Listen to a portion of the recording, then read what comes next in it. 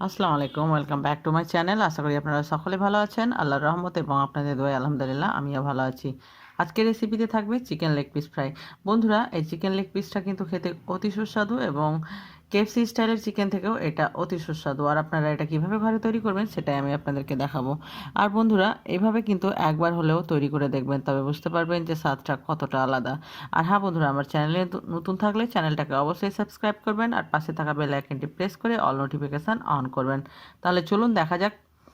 এখানে আমি 3টা লেগ পিস নিয়েছি এবং এই লেগ পিসগুলোকে আমি আগে থেকে ভালোভাবে ধুয়ে নিয়েছি। এবার আমি এর গায়ে একটু চেরা লাগিয়ে নিব, যেন ম্যারিনেশনটা করার সময় সমস্ত কিছু এর ভিতরে ভালোভাবে ঢুকে যায়। অবশ্যই চেরা লাগিয়ে নেবেন, নাহলে কিন্তু ভিতর থেকে লবণ বা মশলাগুলো ঢুকবে না। আর এখানে যে একটা রগ থাকে নিচের দিকে, সেটাকে কেটে নিতে হবে, তবে কিন্তু লেগ পিসের শেপটা ঠিক থাকবে। আপনারাও কিন্তু কেটে নেবেন। দেখতে পাচ্ছেন তো, খুব সুন্দরভাবে এটা কাটা হয়ে গেল। সেম একইভাবে আমি 3টা লেগ পিসেরই এভাবে চেরা লাগিয়ে নিয়েছি এবং নিচের অংশটা কেটে নিয়েছি। দিয়ে দিব এক টুকরো লেবুর রস। তারপরে আমি দিয়ে দিব প্রায় 50 গ্রামের মতো টক দই।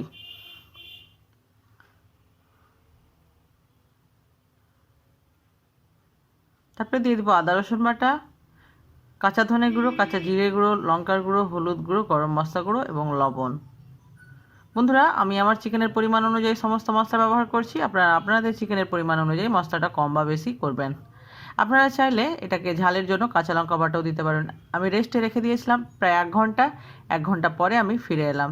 এই পর্যায়ে দিয়ে দিব কাশ্মীরি লঙ্কার গুঁড়ো, আর দিয়ে দিব কর্নফ্লাওয়ার, আর দিয়ে দিব 1 চামচ ময়দা।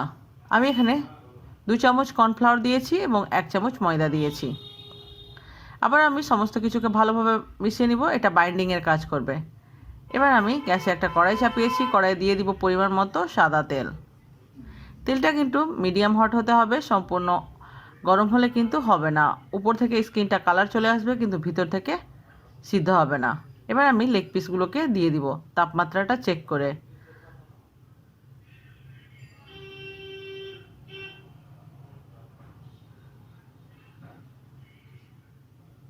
দিয়ে দিলাম আমি 3টা লেগ পিসকেই। এবার চুলোর আঁচটাকে এই পর্যায়ে আমি রেখেছি মিডিয়াম টু লো হিটের মধ্যে। বন্ধুরা, হাই হিট করবেন না, নইলে কিন্তু উপর থেকে কালার চলে আসবে, বাট ভিতর থেকে চিকেনটা সিদ্ধ হবে না।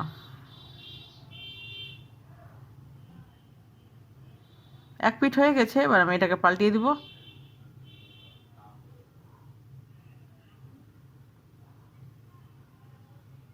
সেম একইভাবে এটাকেও আমি 3 থেকে 4 মিনিট ধরে এভাবে সেঁকে নিব। তারপরে চুলোর আঁচটাকে বাড়িয়ে হালকা আমি এটাকে একটু গোল্ডেন করে নিব। তারপরে আবার ঠান্ডা হওয়ার পর আমি আবারও তেলের তাপমাত্রাটাকে বাড়িয়ে আমি এটা ডাবল ফ্রাই করে নেব।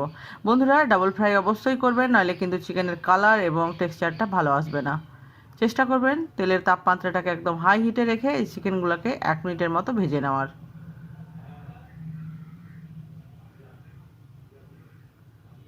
আমি এটাকে এপিট উপিট করে ভেজে নিব ভালোভাবে।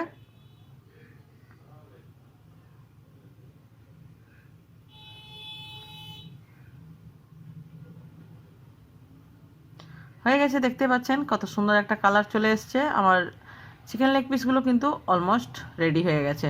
বন্ধুরা, আপনাদেরকে কেমন লাগলো আমার এই রেসিপি অবশ্যই আমাকে কমেন্টে লিখতে ভুলবেন না। আর আমার যে কোনো রেসিপি নিয়ে কোনো কোয়েশ্চেন থাকলে অবশ্যই আমাকে কমেন্টে জানাবেন।